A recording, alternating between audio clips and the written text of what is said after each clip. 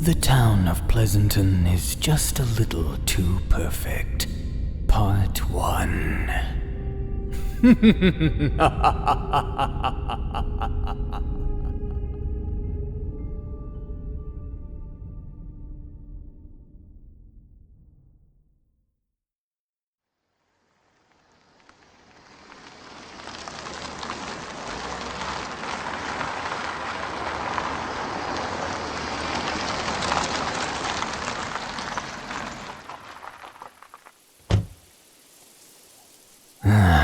We're out of gas.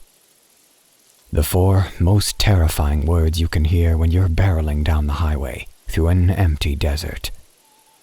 Don't worry, though. We've got an exit coming up. Pleasanton, 1 mile.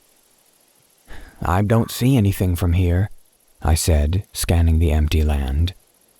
What if it leads us 50 miles in the wrong direction? He laughed. It's this, or breaking down on the side of the road, Sweet Pea. Your choice. I took one look at the buzzards circling overhead, and told him to turn. But as soon as we got there, my heart sank. It was one of those towns.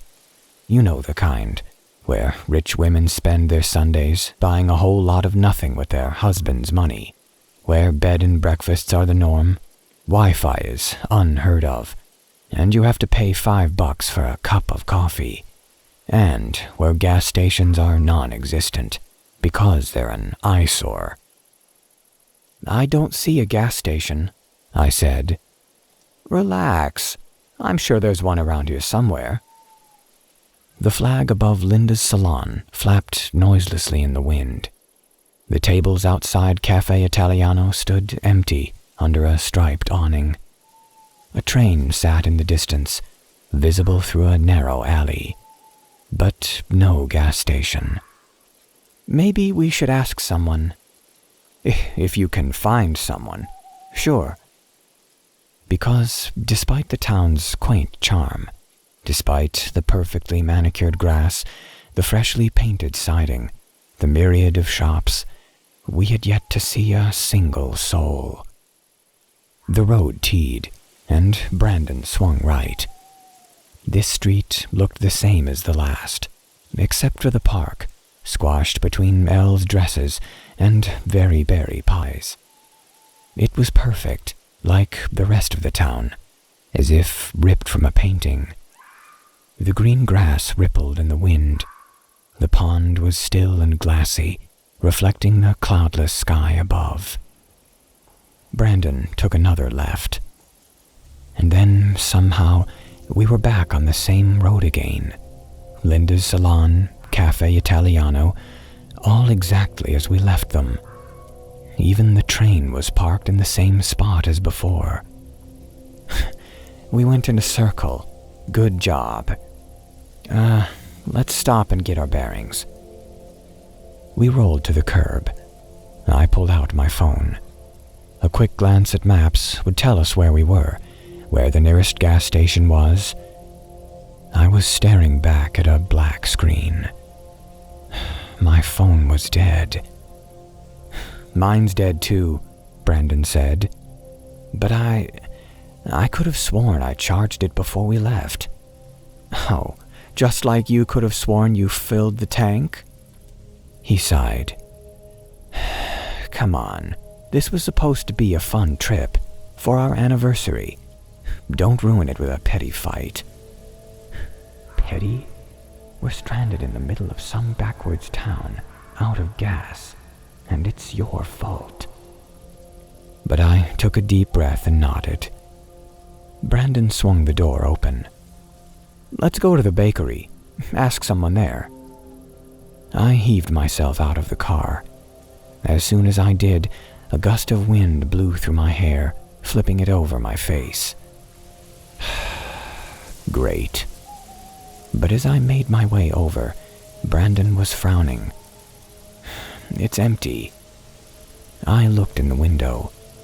There sat a beautiful array of baguettes, rolls, and loaves, crispy golden crusts that I could almost taste, layers of cinnamon sugar, perfectly applied, as if by a paintbrush, nuggets of nut and raisin dotting the surfaces. But as fresh as the breads looked, there wasn't a baker in sight or customers to enjoy them. And when I took a deep breath in, it wasn't the buttery smell of fresh bread that filled my nose, but the acrid burn of paint and plastic. "Let's go down this way," he said. "We've got to run into somebody at some point, right?" Begrudgingly, I followed him back out into the sidewalk. After a few minutes, we rounded the corner, and the park came back into view. It looked even more perfect up close. The violets swayed in the wind. The leaves shuddered, shifting the shadows across the grass, making it appear like the ground itself was moving. The pond glimmered brightly as ever, the reflection undisturbed by ripples. Almost too perfect. "Do you want to check it out?" Brandon asked. "I thought we were looking for people to get out of this place. But look, it's so pretty." "Fine." We walked across the street, my coat billowing out behind me. I undid the lock on the gate and stepped inside. "This is kind of nice," I conceded. A gust of wind blew across my face, sending a clump of hair into my mouth. I sputtered, and then I realized what was wrong. Despite the wind, the pond didn't have a single ripple. I ran towards it, kicking up dirt behind me. "Caroline? What?" But I ignored him, running across the grass as fast as I could. I fell to my knees, took a hand from my pocket, and stretched it out to the water. My fingers hit a smooth, solid surface. "It's not water. It's glass."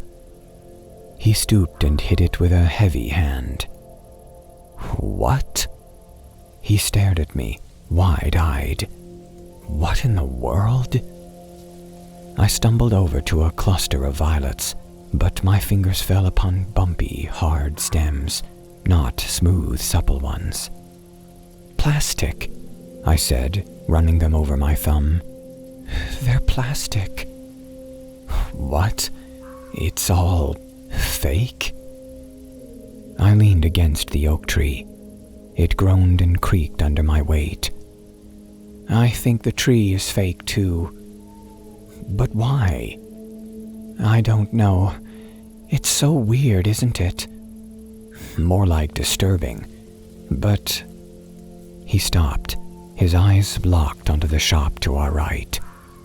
I followed his gaze. In one of the shop windows stood a woman, watching us.